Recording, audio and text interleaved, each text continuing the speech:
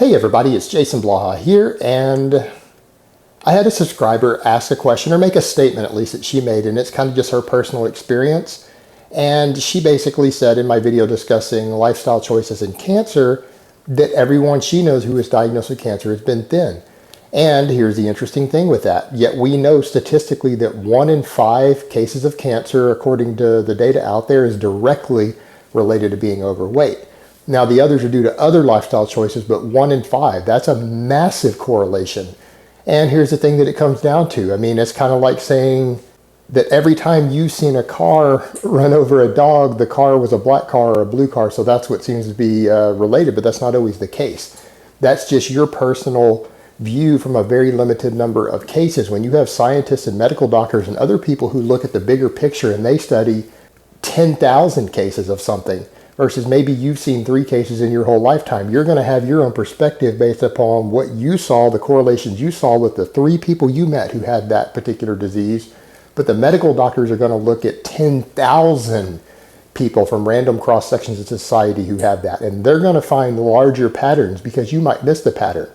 You know, for example, it might turn out that most dogs are run over by red cars, but every time you've seen it, it was a black car, so therefore in your head you associate it with that. But it might turn out that it only happens 10% of the time, and just the luck of the draw, that's what you happen to see. That's just the way statistics work. And that's why we don't take larger demographic things like cancers and major diseases and just go by a couple personal anecdotes. That's how you get bad information. It's called the law of small numbers if you look at statistics. And so we can't go based on that. You can't just say, hey, well, this is what I've seen. Yeah, but that's not what the larger data sees when we look at it as an overall. Because yeah, it is true. Thin people can still get cancer too. But that doesn't mean that obesity isn't a contributing factor. We know medically that obesity puts you at a higher risk of developing cancer. And another thing to consider, sometimes some of the people you see who already had cancer and had gone undiagnosed, they lost a bunch of weight. And it was potentially, in some cases, the cancer reducing their weight because it draws in a lot of calories, and maybe their appetite got messed with, they got nausea, and they started losing weight. Then they're diagnosed with the cancer after they're already thin.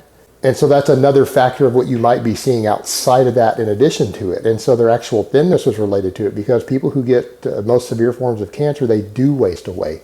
So that can sometimes skew the perception of the outside person looking in who hasn't seen the broader picture and the broader statistics. So just something to consider there. All right, guys, but that's really all I have to say on that today. I hope it's been informative, and I will talk to you guys next time.